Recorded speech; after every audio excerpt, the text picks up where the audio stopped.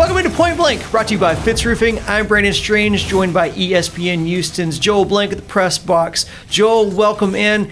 I think you will agree with me that a dark cloud has been lifted over on Kirby by the dismissal of Bill O'Brien, but the harsh reality is that the Texans are still going to continue to deal with the lingering personnel decisions that Bill made over there. And so one of the unfortunate things about this is that your players that have the most value, probably you're going to want to move because you're going to want to convert that into draft equity, considering the lack thereof. I think obviously the first one is one that everybody's been talking about because he has the most unquestioned value on the team, and that's J.J. Watt, Hall of Fame defensive end. He's making $15.5 million this year. He'll make $17.5 million next year. He's performing at a really, really high level right now, and he is healthy, which is really, really key. Can they get something of value for J.J. Watt? I think that's the biggest question, Brandon, because I think from a Texans perspective, you're definitely sellers, not buyers, and you're looking to do, as you said, recoup draft picks, but also get out from under some salary cap hell that Bill O'Brien left you. J.J., at no matter what level he's playing at, isn't worth to this franchise with all their other contracts, 17 for next year, and he's probably going to have to face a really tough decision. The Texans are probably going to have to cut him and look terrible. This way, you could trade him to a contender or a team that really could put him to use. Pittsburgh just lost one of their outside linebackers, and they could use a J.J. Watt situationally. The Saints might need a defensive lineman that can rush the passer. You get out from under him, you put him in a situation where he's going to have a chance to win, and you get out from under that contract, which you sorely need to do. It's a tough reality, but at the same time, Texans fans will never forget what he's done and what he's meant to this city and this team, but going forward, they have to realize he doesn't fit what they're trying to do to take this Grand Canyon-size hole Bill O'Brien left that they have to dig out of and try and make it a little bit smaller. I want to talk to you another guy that I think maybe is flying under the radar in this conversation, and we talked about him being a possible candidate of being cut from the team earlier in the season. That's Kenny Stills. He's the fourth receiver on a team that's getting $7 million. Can you get something for him, even if it's like a fifth or sixth round pick? I think that's the key, Brandon. You can get something for him, but what can you recoup the most from which player? You've got four receivers, as you mentioned. No one's going to take Randall Cobb with his age and his contract, but of Brandon Cooks and of Will Fuller, who's going to be a free agent coming up and going to command big dollars you're probably not going to have to pay, and also Kenny Stills, you have three guys that are going to be very attractive on the open market. Maybe one, if not multiple of those guys are going to be moved because Stills is probably only going to get you a sixth or a seventh, but in the case of Will Fuller, it might get you a second, and he could help some teams out. A team like Green Bay, who didn't draft a receiver and really got a lot of heat for it, now in the heat of competing for a title, they could use someone to deflect some of the pressure and the double teams off of Devontae Adams. Will Fuller stretching the field, perfect. Green Bay, oh, by the way, in town this weekend. Guess who's going to be looking real hard at the receiving core of the Houston Texans? Yeah, you might be taking some weapons away from Deshaun Watson short term, but you're taking a whole lot of money off the books when you're trying to restart this franchise and hit the restart very quickly for a team that desperately wants to look towards the future, but get back to the winning ways as soon as possible because Deshaun's contract has an expiration date as well.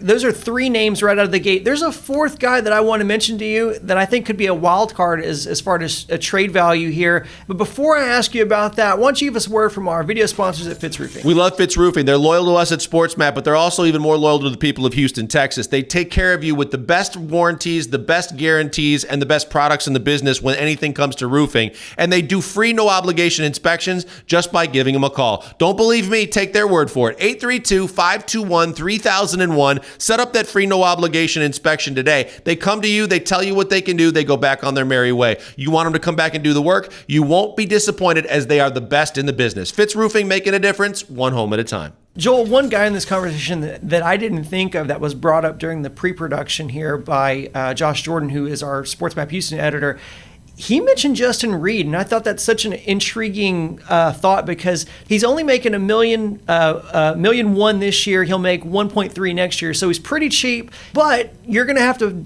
pay him sooner than later. You've already paid Roby, so that's probably not going to be in the cards for him.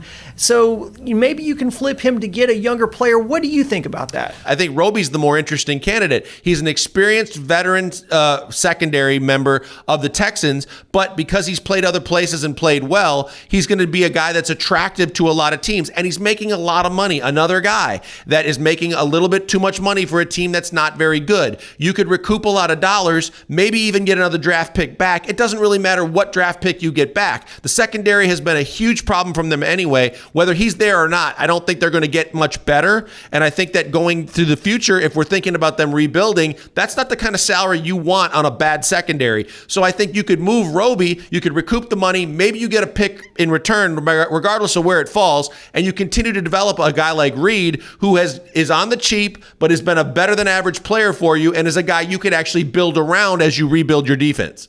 Do you trust that Jack Easterby could be a part of positive decision-making, positive trade that replenishes the supply of draft capital for the Texans?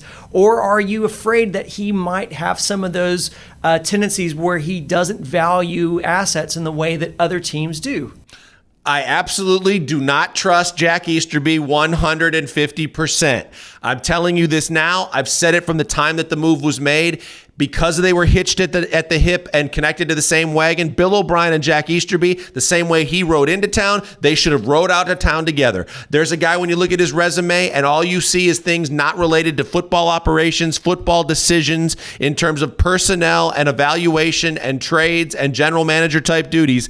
I don't trust Jack Easterby. So as much as Bill O'Brien wanted to credit Jack Easterby when they were making these moves, I don't want to credit him for the moves that need to be made to dig this franchise out of the hole that they're in, that was put together by his buddy who's no longer here. From cap issues of overpaying players to bad trades that didn't recoup what you needed in draft picks that you had already given away, Jack Easterby to me is the same as saying Bill O'Brien. And so therefore, that's the biggest problem the Texans face right now, not having a true bona fide 100% general manager.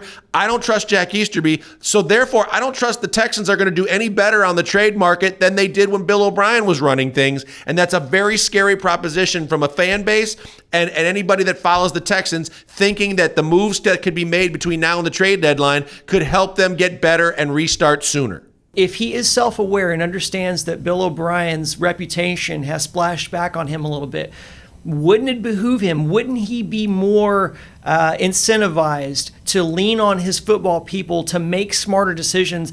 Would that make you feel a little bit more encouraged about his possible decision making? No, you know why, Brandon? Because of their football operations staff, I don't have trust in any of those guys either, because Bill O'Brien got rid of their cap guy, who was one of the really smart guys in the room that knew what to do contractually. And when you look at some of the guys that Bill O'Brien weeded out from the scouting and the personnel and the talent evaluation crew, if you had people in those positions that I would say, yeah, those are savvy and shrewd talent evaluators, then I would feel better. And I'd also have to have a guy in Jack Easterby ready to put his ego in his back pocket and say, I'm going to play CEO here. I'm going to do what I'm going to turn over to people that know the areas that I don't know of the business so that we can all succeed. I don't see that in Jack Easterby. I see that in a guy, and from the reports that you read in the stories that have been out there, he's been all about himself, and he's wanted to make sure that he got the credit, or he keeps the vice president's position, or he gets in a position to pick the general manager and the coach with a franchise, instead of the guy that says, hey, you know what? I'm selfless. I'm here for the team aspects of this. I don't want anything to do with anything more than I know of, and I'm here to help in any way necessary. No, this is a guy that wants to be in the forefront, and he wants to put his stamp on the organization. In my opinion, he's already done that with Bill O'Brien, and the stamp says canceled, and it's not going to be a good ending for the Texans. So therefore, I don't want him to be involved, though if he does want to be good CEO and rely on his good people to do it, show me who the good people are. I might change my mind.